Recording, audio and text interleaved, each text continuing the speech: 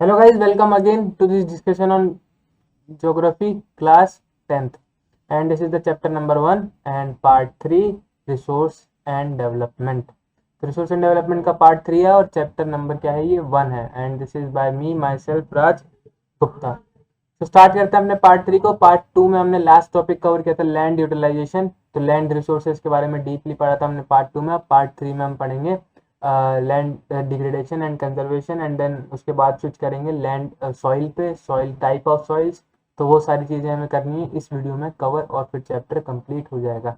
ठीक है, सो आगे बढ़ते हैं। सबसे पहले आता है हमारा टॉपिक क्या, land degradation and conservation measure. So what is land degradation, सबसे पहले ये पता होना चाहिए हमें what is land degradation and then conservation measures.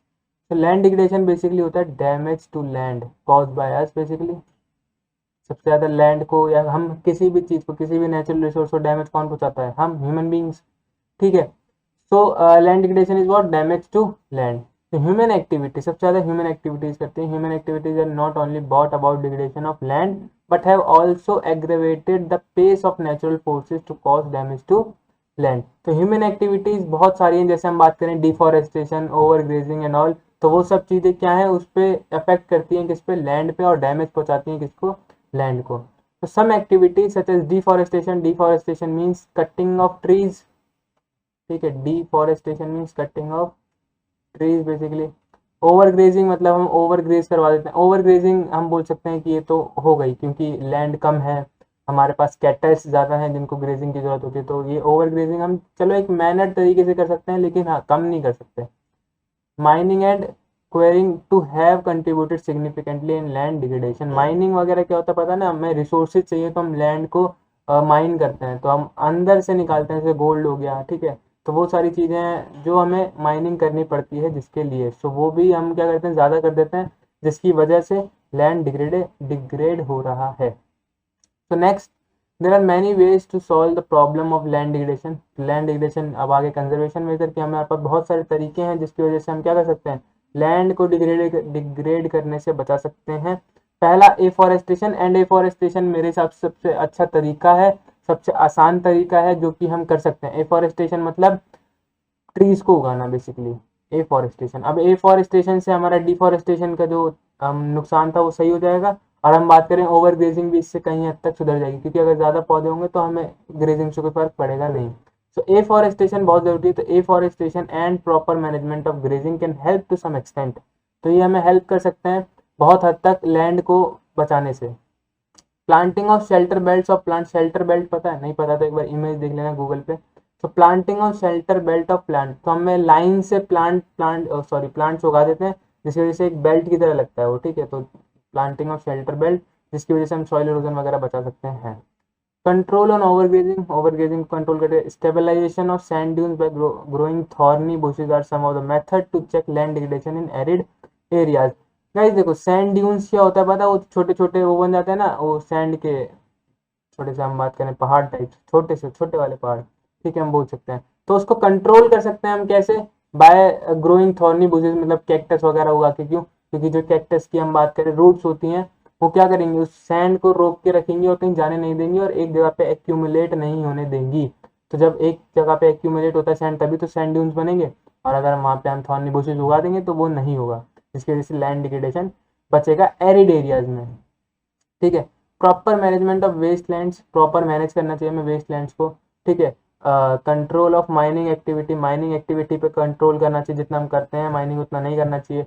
Proper discharge and disposal of industrial effluent and waste after treatment can reduce land and water degradation as well in industrial and suburban areas. So जो हम discharge करते हैं chemicals वगैरह land में, हम बात करें water में, जिसकी वजह से एक्वाटिक लाइफ को भी परेशानी होती है और लैंड भी डिग्रेड होता है। तो हम क्या करें, जो केमिकल्स इंडस्ट्रीज से निकलता है उसको ढंग से डिस्पोज करें, मतलब अच्छे से कहीं गड्ढा खोद के डाल दें, तो इस तरीके से अगर करेंगे तो ज़्यादा सही रहेगा। ठीक है, सो वो होगा। और माइनिंग एक्टिविटी सिर्फ लैंड को ही डिग्रेड नहीं करती है, लाइफ्स को भी डिग्रेड करती है बेसिकली। जब हम लैंड डिग्रेड मतलब माइनिंग करते हैं तो क्या होता है, बहुत जगह पे हम बात करें तो टेक्टोनिक प्लेट्स के हिलने से अर्थक्वेक वगैरह की संभावना ज़्यादा बढ़ जाती है माइनिंग वाले एरिया पे। ठीक है, बहुत से लोगों की जान जाती है माइनिंग में। तो ये समस्याएं हैं जो ठीक होनी चाहिए। ठीक है, सो ये था हमारा land degradation and conservation measure में। अब आती है बात सॉइल एज अ रिसोर्स की। तो सॉइल क्या है, हम बात करें लैंड और सॉइल, मतलब एक तरह से हम बात करें इम्पोर्टेंट रिसोर्सेज आते हैं हमारे। वैसे इंपॉर्टेंट सारे ही हैं, वाटर भी क्या है बहुत ही ज़रूरी रिसोर्स है। तो लैंड सॉइल वगैरह क्या है बहुत इंपॉर्टेंट रिसोर्स है हमारा। Soil is the most important renewable natural resource. तो रिन्यूएबल नेचुरल रिसोर्स, क्योंकि सॉइल आप खुद इंडस्ट्री में प्रोड्यूस नहीं कर सकते हो, वो क्या है नेचुरल रिसोर्स है और रिन्यूएबल भी है।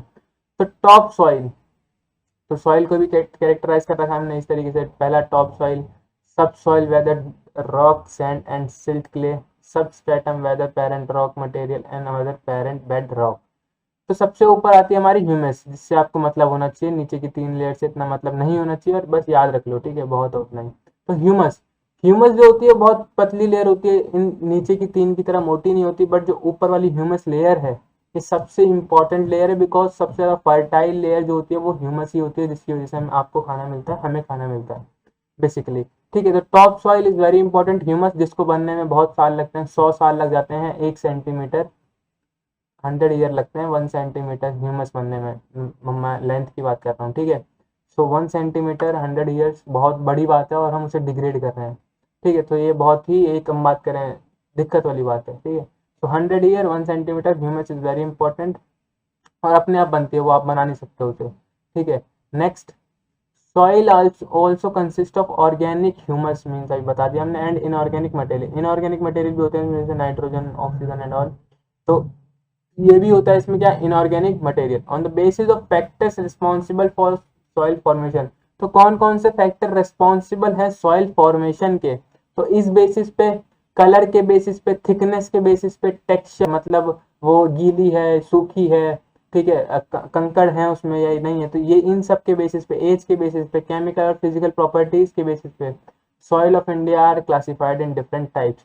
तो बहुत सारे फैक्टर्स हैं जिनके बेसिस पे हमने क्या किया है, सॉइल्स को डिवाइड किया है इंडिया में। और इंडिया में जितनी सॉइल फाउंड होती हैं शायद ही किसी और देश में होती होंगी, because we have a very different climate, we have a very different topography, हमारे पास सब कुछ बहुत ही ज़्यादा अलग है। आपने कहीं कोई सी भी कंट्री में देखी होगी जहाँ पे रिवर्स हों, ठीक है, हम बात करें लेक्स हों, माउंटेन्स हों, डेजर्ट हो, ऐसी कोई एक कंट्री है नहीं है। आपको या तो डेजर्ट दिखेगा, या तो सिर्फ माउंटेन दिखेंगे, या तो सिर्फ लेक्स दिखेंगे, तो ऐसा हो सकता है, लेकिन एक कंट्री जिसमें सब कुछ हो ऐसा कहीं नहीं दिखेगा। सो इसलिए इंडिया बहुत इंपॉर्टेंट कंट्री है, और सबसे अच्छी कंट्री जहाँ पे आप रह रहे हो, ठीक है। सो classification of soil, India has very relief feature. तो रिलीफ फीचर हमारे पास बहुत सारे, हम बात करें तो हमने 9th के 2nd चैप्टर में पढ़ा था फिजिकल फीचर्स ऑफ इंडिया में। हमारे पास माउंटेन्स है, हमारे पास प्लेन है, हमारे पास प्लेट्यू है, हमारे पास हम बात करें आइलैंड्स हैं, ठीक है। तो इंडिया के पास क्या है, बहुत ज़्यादा रिलीफ फीचर्स हैं, लैंड फॉर्म्स हैं, क्लाइमेटिक रीजन्स हैं, एंड वेजिटेशन है। वेजिटेशन टाइप भी बहुत सारी हमारे पास हमने पढ़ी थी,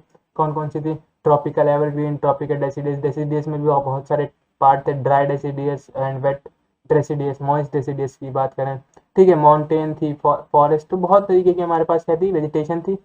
these have contributed in the development of various type of soil. तो यही कुछ फैक्टर्स हैं जिसकी वजह से जो है टाइप है सॉइल के वो बहुत ज़्यादा है हमारे पास, और उसी सॉइल्स को हम अभी पढ़ेंगे अगली स्लाइड में। तो सबसे पहले आती है एलुवियल सॉइल, फिर आएगी मतलब red soil, black soil, yellow soil, ठीक है, लेटराइट सॉइल, तो बहुत सारी सॉइल आएंगी, फॉरेस्ट सॉइल, तो अभी बस देखते रहो। तो एलुवियल सॉइल सबसे पहले हम बात करें तो सबसे ज़्यादा अगर हम बात करें स्प्रेड है, जो सबसे ज़्यादा सॉइल पाई जाती है इंडिया में वो है alluvial soil. This is the most widely spread and important soil, सबसे ज़्यादा फैली हुई यही है। जैसे फॉरेस्ट में सबसे ज़्यादा फॉरेस्ट कौन से फैले हुए थे, डेसिडियस फॉरेस्ट, और उसी हिसाब से एलुवियल में हम बात करें सबसे ज़्यादा सॉइल में अगर हम बात करें सबसे ज़्यादा फैली हुई कौन सी सॉइल है, एलुवियल सॉइल है। In fact the entire northern plain are made up of alluvial soil. तो पूरे जो नॉर्दर्न प्लेन से हम बात करें पंजाब की, हम बात करें हरियाणा की, हम बात करें दिल्ली की, हम बात करें बिहार की, हम बात करें वेस्टर्न उत्तर प्रदेश की, ठीक है। तो ये सारे जितने एरिया हैं ये सब किस में है, नॉर्दर्न प्लेन में, और इन सब पे कौन सी सॉइल पाई जाती है, alluvial soil. These have been deposited by the 3 important Himalayan river system, the Indus, the Ganga and the Brahmaputra। तो जो सॉइल है ये डिपॉजिट की जाती है by 3 important river system of India, the Indus, the Ganga and the Brahmaputra. इन तीनों के बारे में भी 9th में पढ़ के आए हम, तो कोई दिक्कत नहीं होनी चाहिए हमें। The Indus, the Ganga and the Brahmaputra, ठीक है। तो 3 ये ऐसी रिवर हैं जो कि इस सॉइल को डिपॉजिट करती हैं, अपने साथ फ्लो करके लाती हैं और यहाँ पे पटक देती हैं, ठीक है। So the soil, the alluvial soil consists of various proportion of sand, silt and clay। तो इनके पास अलग अलग प्रोपोर्शन में है क्या, sand, silt and clay. As we move inland towards the river valleys, soil particles appear somewhat bigger in size. तो जब हम जाते हैं क्या रिवर वैलीज की तरफ, जो सॉइल पार्टिकल है वो क्या हो जाते हैं, थोड़े साइज में बड़े होते हैं वहाँ पे। और हम बात करें अगर अर्बन एरिया की, तो वहाँ पे साइज जो होता है वो थोड़ा छोटा होता है। तो in the upper reaches of river valley is that near the place of the break of slope soil are coarse, मतलब वहाँ पे थोड़ी सी जो होती है सॉइल वो क्या होती है, थोड़ी पतली। Such soil are more common in piedmont plain such as Duars, Chos and Terai. तो जो सॉइल है ये कॉमन है कहाँ पे, द्वार्स, कॉस एंड तेरी। तेरी बेल्ट मैंने आपको बताया था, जो हमने माउंटेन्स डिस्कस किए थे, नर्दर्न प्लेन डिस्कस किया था, तो वहाँ पे हमें पता था कि जस्ट हिमालय खत्म होते ही कौन सा रीजन चालू होता है, तेरई, और वहाँ पे क्या होता है, कोर्स ग्रीन। ठीक है, तो सारी चीजें डिस्कस कर चुके हैं हम। ठीक है, according to their age alluvial soil can be classified as old alluvial and new alluvial. तो एज के हिसाब से हमने एलुवियल सॉइल को दो पार्ट में डिवाइड कर रखा है। किसके हिसाब से, एज के हिसाब से एलुवियल सॉइल को दो पार्ट्स में डिवाइड कर रखा है। सबसे पहला भांगर एंड देन खादर। तो दो हैं, भांगर एंड खादर। भंगार, भंगार बोल सकते हैं हम इसे। भंगार मतलब हम बात करें पुरानी, ओल्ड, और खादर मतलब न्यू। सो भंगार जो है वो कम फर्टाइल होती है, लेस फर्टाइल होती है, और हम बात करें खादर की, तो मोर फर्टाइल होती है as compare to any other soil. Next, alluvial soil as a whole are very fertile. Alluvial soil अगर हम पूरी बात करें, खादर भंगार दोनों को मिला के, तो बहुत ज़्यादा फर्टाइल होती है। लेकिन मैं अगर आपको दोनों में से बताऊं तो कौन सी अच्छी होती है, खादर ज़्यादा फर्टाइल होती है, भंगार कम फर्टाइल होती है। Mostly these soil contain adequate portion of potash, phosphoric acid and lime which are ideal for the growth of sugarcane, paddy, wheat and other cereal and pulse crop। तो जो सॉइल है ये, इसके पास क्या होता है, पोटैश होता है, फॉस्फोरिक एसिड होता है, लाइम होता है, जो कि आइडियल है किसके लिए, शुगरकेन। तो इसलिए आपने देखा होगा जितने भी ये क्रॉप्स मेंशन है यहाँ पे, शुगरकेन, पैडी, वीट और दालें वगैरह, तो सबसे ज़्यादा कहाँ पे उगाई जाती है, हरियाणा में। ठीक है, हम बात करें तो पंजाब में। ठीक है, हम बात करें उत्तर प्रदेश में, बिहार में, तो ये चीज़ें ज़्यादा उगाई जाती हैं, और इसलिए ये सॉइल जो है यहीं पे ज़्यादा पाई जाती है। और इस तो सॉइल के हिसाब से ही खेती होती है ना। अब आप इस जगह पे अगर कोई ऐसी सॉइल को उगा, मतलब कुछ और उगाओगे तो उग तो जाएगा, लेकिन वो वर्थ नहीं होता ना फिर। ठीक है, नेक्स्ट, ब्लैक सॉइल। तो ब्लैक सॉइल कलर के हिसाब से भी देखो, तो these soil are black in colour and are also known as regular soil. तो ये क्या होती है, सॉइल जो होती है वो ब्लैक होती है कलर में, और इसको हम रेगुलर सॉइल भी बोलते हैं। And black soil is ideal for growing cotton and is also known as black cotton soil. तो ब्लैक सॉइल क्या होती है, आइडियल होती है किसके लिए, कॉटन की ग्रोथ के लिए, कॉटन की ग्रोथ के लिए। और ये क्या होती है, इसको इसलिए हम क्या बोलते हैं, ब्लैक कॉटन सॉइल। क्या बोलते हैं, black cotton soil. Okay, they cover the plateaus of Maharashtra, Saurashtra, Malwa, Madhya Pradesh and Chhattisgarh and extend in the southeast direction along the Godavari and Krishna Valley। तो south east direction में बढ़ते रहते हैं, और ये Maharashtra, Saurashtra, Malwa, Madhya Pradesh and Chhattisgarh में पाई जाती है इस तरह की सॉइल। ठीक है, next is the black soil are made up of extremely fine clayey material. Clayey material से बनती है, थोड़ी चिकनी मिट्टी होती है एक बात करें तो। ठीक है, अब वो खेलने वाली चिकनी मिट्टी नहीं, असलियत की। गांव में गए होगे तो आपको पता होगा चिकनी मिट्टी बेसिकली होती कैसी है। द ब्लैक सॉइल किससे बनी, एक्सट्रीमली फाइन पार्टिकल्स से। They are well known for their capacity to hold hold moisture. तो ये क्या होते हैं, वेल नोन होते हैं किसके लिए जाने जाते हैं, मॉइस्चर को होल्ड करने के लिए, जो जरूरत होती है किसके लिए, कॉटन के लिए। In addition they are rich in soil nutrients such as calcium carbonate पाया जाता है, मैग्नीशियम पाया जाता है, पोटेश एंड लाइम। तो calcium carbonate, magnesium, potash and lime are found there in black soil. Next, develop deep crack during hot weather. तो जाहिर सी बात है ना, चिकनी मिट्टी को कभी धूप में रखोगे तो उसमें क्या आ जाते हैं, क्रैक्स आ जाते हैं। उसी तरह से वहां भी आ जाते हैं cracks, which helps in the proper aeration of the soil. जिसकी वजह से क्या होता है, हेल्प मिलती है उन्हें, एयर जो है वो प्रॉपर रहती है सॉइल के अंदर, एरिएशन में हेल्प करती है वो cracks. These soils are sticky when wet and difficult to work on unless tilled immediately after the first shower or during the pre-monsoon period। तो भाई देखो, ये सॉइल जो होती है वो क्या होती है, स्टिकी, मतलब चिपचिपी हो जाती है बारिश में। सबको पता है कि चिकनी मिट्टी कैसी होती है। ठीक है, तो वो क्या होता है कि उस पर काम करना बहुत मुश्किल है। ठीक है, अगर आपने उसे जस्ट एक शावर के बाद उसे अगर टिल्ड कर दिया, मतलब उसे मैं एक अच्छे तरीके से फ्लैटन कर दिया है, ठीक है, अगर ढंग से उसको खुदाई की है तो वो अच्छे से काम करेगी, अदरवाइज बहुत मुश्किल हो जाएगा उसके ऊपर काम करना। तो ये है हमारी ब्लैक सॉइल के बारे में। अब आती है बात किसकी, red and yellow soil. Red and yellow soil, तो गाइस इसमें हम दो तरीकों में भी रख सकते थे, रेड सॉइल अलग, येलो सॉइल अलग, बट ऐसा नहीं है, बिकॉज सारी कैरेक्टरिस्टिक्स मिलती हैं, बस एक ही फर्क है कि वो रेड है और येलो है। ठीक है, so red soil develop on crystalline igneous rock in areas of low rainfall in eastern and southern part of the Deccan plateau, Deccan plateau पता है ना, ऊपर ऊपर या नीचे, नीचे वाला पार्ट, ठीक है, जो नीचे पेनिनसुलर रीजन होता है, ये वाला पार्ट नीचे वाला, ठीक है, ये नीचे वाला पार्ट कह रहा हूँ मैं। ये होता है ना जैसे पूरा अगर मैप हो तो इस तरीके से होता है ना, वो इस तरीके का कुछ होता है ना, तो ये जो नीचे वाला पार्ट है, ठीक है, ये होता है हमारा डेक्कन प्लेट्यू। और डेक्कन प्लेट्यू में पाई जाती है क्या, रेड सॉइल। ये कहाँ पे डेवलप होती है, क्रिस्टलाइन इग्नियस रॉक पे, जहाँ पे कम बारिश होती है, ठीक है। अब दिस सॉइल डेवलप है reddish colour due to diffusion of iron crystalline and metamorphic rock. ये सॉइल जो है ये क्या कर लेती है, रेडिश कलर की हो जाती है, क्यों, क्योंकि इसमें क्या होता है, डिफ्यूजन होता है आयरन का, इसमें से आयरन निकल जाता है, and crystalline and metamorphic rock.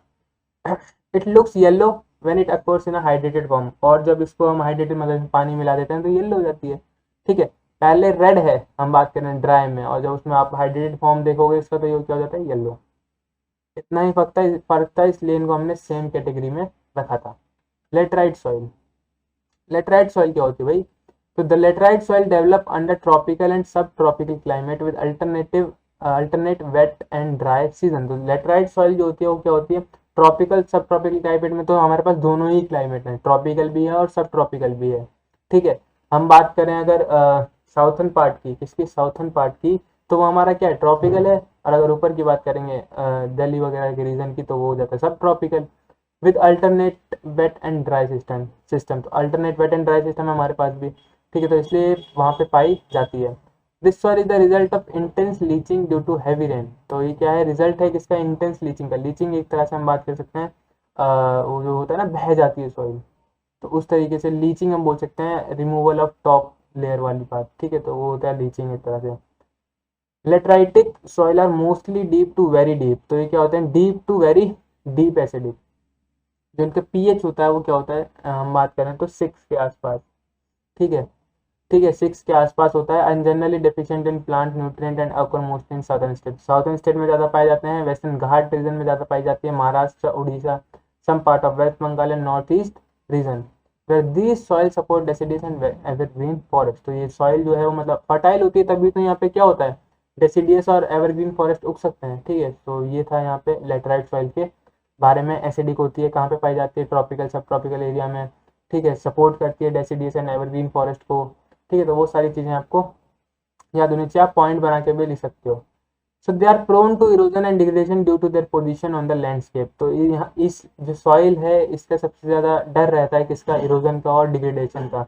Erosion क्या होता है, हम बात करें, इरोजन होता है basically removal of top soil, removal of top soil. Leaching हम बात करें केमिकली कुछ हार्म करती है, अब सर्च कर लेना एक बार, ठीक है। सो इरोजन क्या होता है, इरोजन बेसिकली होता है removal of top soil, top soil का हट जाना होता है इरोजन, ठीक है। डिग्रेडेशन हम पढ़ चुके हैं, डिग्रेडेशन क्या होता है, हार्म टू लैंड बेसिकली, ठीक है, ड्यू टू देयर पोजीशन, तो उनकी पोजीशन की वजह से।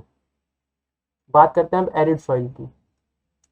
Arid soil range from red to brown in colour. जो एरिड सॉइल है वो रेड से ब्राउन हो सकती है इन कलर में, ठीक है। That generally Sandy in texture and saline in nature. तो सैंडी होते हैं टेक्सचर में, ठीक है, कैसे होते हैं, सैंडी, और सैलाइन मतलब हम बात करें उसमें थोड़ा सा नमक पाया जाता है। In some areas, the salt content is very high and common salt is obtained by evaporating the water. some कुछ जगहों पे क्या होता है, सॉल्ट कंटेंट ज़्यादा हाई होता है, और जो कॉमन सॉल्ट है हम वहीं से ऑप्टेन, कॉमन सॉल्ट मतलब जो खाते हैं हम सॉल्ट, वो वाला सॉल्ट वहाँ से हम ऑप्टेन कर लेते हैं। Due to the dry climate, high temperature, evaporation is faster and the soil lacks humus and moisture. तो ड्राई क्लाइमेट की वजह से जनरली जो सैंडी सॉइल है वो राजस्थान में पाई जाती है, तो ड्राई क्लाइमेट है वहाँ पे, हर हाई टेम्परेचर, तो इवापोरेशन जल्दी जल्दी होता है, जिसकी वजह से जो सॉइल है उसके पास ह्यूमस और मॉइस्चर नहीं होता। और ह्यूमस क्या होती है, फर्टाइल लेयर, जिसकी वजह से वेजिटेशन होती है। अब वही नहीं है तो फिर इसलिए तो आप देखते हो कि राजस्थान में उतनी ज़्यादा हम बात करें वेजिटेशन नहीं पाई जाती। द कंकर layer formation in the bottom horizon restrict the infiltration of water. तो जो कंकड़ की लेयर होती है, द कंकर layer formation in the bottom, तो इस लेयर में, सॉइल में क्या होता है बेसिकली, कंकड़ की लेयर होती है बॉटम में, बॉटम हॉरिजन, ठीक है, जो कि रेस्ट्रिक्ट करती है किसको, इनफिल्ट्रेशन ऑफ वाटर को। बात करते हैं किसकी, फॉरेस्ट सॉइल की, forest soils. These soils are found in the hilly and mountainous area where sufficient rain forest are available. These soils are found in the hilly. तो ये हिली और माउंटेनियस एरियाज में पाए जाते हैं जहाँ पे रेन फॉरेस्ट क्या अवेलेबल होते हैं। तो फॉरेस्ट सॉइल्स आप समझ सकते हो कहाँ पे पाई जाएगी, जहाँ पे फॉरेस्ट अवेलेबल है, ठीक है। These soil are found in the hilly and mountainous area. तो soil texture varies according to the mountain environment where they are found. Soil texture क्या है, वेरी करता है according to the mountain environment. ठीक है, तो वो माउंटेन एनवायरनमेंट के हिसाब से वेरी करता है क्या, सॉइल टेक्सचर की कैसी होगी, क्लेई होगी, सैंडी होगी। ठीक है, तो वो सब वेरी करता है किसके हिसाब से, एनवायरनमेंट के हिसाब से। Next, they are loamy and silty in valley side and coarse grained in the upper slope. तो ये लोमी होते हैं और सिल्टी होते हैं वैली की तरफ जहाँ पे माउंटेन्स नहीं है। तो कैसे होते हैं, लोमी एंड सिल्टी कहाँ पे, वैली साइड में। और ये क्या होते हैं, थोड़ी पतली हो जाती है अपर स्लोप, मतलब जहाँ पे माउंटेन्स पाए जाते हैं। In the snow-covered area of Himalaya, the soil experience denudation and are acidic with low humus content. तो जहाँ पे हिमालय स्नो कवर्ड होते हैं, जहाँ पे हिमालय स्नो कवर्ड होते हैं, वहाँ पे ये जो सॉइल है ये एसिडिक होती है और उनके पास जो ह्यूमस कंटेंट है वो बहुत कम हो जाता है। ठीक है, तो लो ह्यूमस कंटेंट हो जाता है कहाँ पे, जब जब स्नो कवर्ड हिमालय के ऊपर ये पाई जाती है। The soil found in the lower part of the valleys, particularly on the river terraces and alluvial fans are fertile. ठीक है, सो लोअर पार्ट में क्या होता है, वैली के रिवर के आसपास ये क्या होती है, बहुत ज्यादा फर्टाइल होती है। देखो जैसे अगर ये रिवर है, ठीक है, तो ये जो आसपास वाला एरिया, ये आसपास ये वाला, ठीक है, ये क्या होता है, फर्टाइल होता है बेसिकली। ठीक है, तो फर्टाइल ही होता है रिवर के आसपास वाला एरिया, नो मैटर ये कौन सी सॉइल है बेसिकली। ठीक है, soil erosion and soil conservation. तो सॉइल इरोजन क्या होता है बता चुका हूं मैं, removal of top layer of soil, removal of top layer of soil actually में। ठीक है, the denudation of soil cover and subsequent washing down is described as soil erosion। तो ये भारी वर्ड्स ना देखो, तो अगर सिंपल वर्ड्स में सॉइल इरोजन का देखा जाए तो क्या होता है, डेन्यूडेशन मतलब वही होता है removal of soil. Denudation use कर लो चाहे रिमूवल यूज कर लो, सेम बात है। बस डेन्यूडेशन में आपको हो सकता है कि जो टीचर है वो इम्प्रेस होकर नंबर थोड़ा सा ज्यादा दे दे। ठीक है, तो यूज कर सकते हो आप denudation. The denudation of the soil cover and subsequent washing down. Washing मतलब कि वो ऊपर की लेयर वॉश हो जाती है। ठीक है, तो क्या होता है इसका basically, the removal of soil cover and subsequent washing down is described as soil erosion. The processes of soil formation and erosion go on simultaneously and generally there is a balance between the two। तो guys देखो, soil formation और soil erosion में क्या है कि साथ में चलते हैं। फॉर एग्जांपल हम बात करें, जब तक ऊपर की जो एक लेयर है, ये ह्यूमस की लेयर है, ठीक है भाई, ह्यूमस की ये लेयर है, अब यही तो हटती है सॉइल इरोजन के टाइम पे। ठीक है भाई, हट गई। अब ये क्या होती है, धीरे धीरे हटती है और धीरे धीरे क्या है, नई फॉर्मेशन होती है। अब धीरे धीरे हटेगी तो आराम आराम से, मैंने जैसे बताया आपको कि बहुत टाइम लगता है ह्यूमस की लेयर बनने में। अगर ये एकदम से हट जाएगी तो क्या उतनी जल्दी वो फॉर्म होगी, नहीं होगी। तो जितनी तेजी से सॉइल इरोजन होगा उतनी ही तेजी से सॉइल फॉर्मेशन भी होना चाहिए, तभी जो बैलेंस है वो बना रहेगा, अदरवाइज बैलेंस जो है वो बिगड़ जाएगा। तो ऊपर की लेयर हटेगी, फिर जो साथ ही साथ जो सॉइल फॉर्मेशन है वो होती रहेगी तो सही है। ठीक है, अदरवाइज बहुत दिक्कत है। समटाइम्स इस बैलेंस इज डिस्टर्ब, जो अभी बात कर रहे थे कि अगर ज़्यादा तेजी से हट जाए ह्यूमस की लेयर और फॉर्म ना हो तो वो क्या हो जाती है, डिस्टर्ब हो जाते हैं ड्यू टू ह्यूमन एक्टिविटीज, हमारी वजह से basically. Deforestation, over grazing, construction and mining, तो ये सारे हम पढ़ चुके हैं। While natural forces like wind, glacier and water led to soil erosion. तो हवा क्या करती है, ऊपर की लेयर हटा सकती है ना। ग्लेशियर जब पिघलते हैं और नीचे गिरते हैं तो वो अपने साथ साथ मिट्टी के ऊपर चलेंगे, तो यस वो अपने साथ साथ जो ऊपर की लेयर है वो हटा देंगे। वाटर, जब वाटर अब सॉइल के ऊपर कंटिन्यूस फ्लो करेगा तो वो भी क्या करेगा, ऊपर की टॉप लेयर हटा देगा, तो जिसकी वजह से सॉइल इरोजन होता है। ठीक है, next, the running water cuts through the clayey soil and makes deep channel as gullies. The land becomes unfit for cultivation and is known as bad land. In the Chambal basin, such land are known as ravine। तो आपने देखा होगा, देखो जो running water है, running water क्या करता है, इस तरीके के गड्ढे कर देता है। ठीक है, ये देखो दिख रहा है ना आपको, ये ब्लैक से ये वाले ये गड्ढे। ठीक है, ये गड्ढे क्या होंगे, किसकी वजह से हुए हैं ये, हम बात करें रनिंग वाटर की वजह से। और जो लैंड है ये अब अनफिट हो गया कल्टीवेशन के लिए, कल्टीवेशन नहीं करते तो आप इसके ऊपर, और इसी को हम बैड लैंड बोलते हैं। क्या बोलते हैं, बैड लैंड। और इसको हम क्या बोलते हैं चंबल बेसिन में, रिवाइंस। क्या बोलते हैं, ravines. Next, sometimes water flows as a sheet over large area down a slope. Water flow क्या करता है, एक तरह से शीट की तरह फ्लो करता है लार्ज एरिया में down a slope. In such cases the top soil is washed away. तो सेम चीज है, सीट इरोजन कैसे होता है, जब बहुत बड़ी रिवर एक लैंड के ऊपर फ्लो कर रही है कंटिन्यूअसली सीट की तरह, तो उसको कहते हैं सीट इरोजन। अब जब wind blow loose soil off flat और sloping known as wind erosion. Wind erosion कब होता है? जब विंड कॉज करती है किसको? सॉइल को, सॉइल इरोजन को, उसको सॉइल विंड इरोजन बोल दिया हमने, ठीक है। तो विंड करे तो विंड इरोजन, अब वाटर फ्लो कर रहा है शीट की तरह तो शीट इरोजन। तो बस ये नाम अलग अलग है, काम एक ही कर रहे हैं, सब सॉइल इरोजन ही कर रहे हैं। Soil erosion is also called due to defective method of farming. तो डिफेक्टिव मेथड की वजह से भी क्या है, डिफेक्टिव मेथड ऑफ फार्मिंग की वजह से भी क्या है कि सॉइल इरोजन हो रहा है। हमारे फार्मर्स उतने पढ़े लिखे नहीं होते, हम सबको पता है, इसलिए जो क्या है कभी कभी गलती से डिफेक्टिव मेथड यूज कर लेते हैं। Ploughing in a wrong way, ploughing मतलब होता है बेसिकली खोदना, in a wrong way up and down the slope form channel for the quick flow of water leading to soil erosion. ठीक है, वो क्या करते हैं, स्लोप बना देते हैं जिसकी वजह से वो पानी जो फ्लो करता रहता है और जिसकी वजह से हमने देखा क्या होता है, शीट इरोजन टाइप में वाटर की वजह से। Next is plowing along the contour lines and can de-accelerate the flow of water down the slope. This is called contour plugging. तो इस वजह से हम रोक सकते हैं बेसिकली। कॉन्टर प्लॉइंग करके हम क्या कर सकते हैं, वाटर की स्पीड को कम कर सकते हैं बेसिकली। इस तरीके से हम यहाँ कर क्या करेंगे, थोड़े थोड़े पौधे उगा देंगे, यहाँ भी यहाँ भी यहाँ भी। अब अगर यहाँ से वाटर आएगा तो पानी क्या होगा, स्पीड जो होगी वो स्लो हो जाएगी, ठीक है। स्पीड क्या हो जाएगी, स्लो, क्योंकि यहाँ पे क्या कर दिया हमने, ऑब्स्ट्रक्शन कर दी। अभी क्या हो जाएगी, स्लो हो जाएगी, जिसकी वजह से जो है सॉइल इरोजन है उसकी स्पीड बहुत मतलब कम हो जाएगी, और उसको हम कहते हैं counter ploughing. Step can be cut out on the slopes making terraces cultivation restrict erosion. तो टेरेसेस बना सकते हैं हम, जिसकी वजह से जो इरोजन है उसको हम कम कर सकते हैं। तो हम बहुत सारे मेथड है जिसकी वजह से हम कम कर सकते हैं सॉइल इरोजन को। लार्ज फील्ड को हम डिवाइड कर सकते हैं स्ट्रिप्स में, into strips of grass are left to grow between the crops, this break up the force of the wind, this method is known as strip cropping. हम क्या कर सकते हैं, एक पूरे लैंड को स्ट्रिप्स में तोड़ सकते हैं। देखो अभी मैं बना के दिखाता हूँ। अभी एक लैंड है, ठीक है, हमने उसको स्ट्रिप्स में तोड़ दिया। अब बीच में हमने क्या कर दिया, प्लांट्स ग्रो कर दिए सब में, ठीक है, ऐसे सब में, यहाँ भी, ठीक है, यहाँ भी, यहाँ भी एंड यहाँ भी,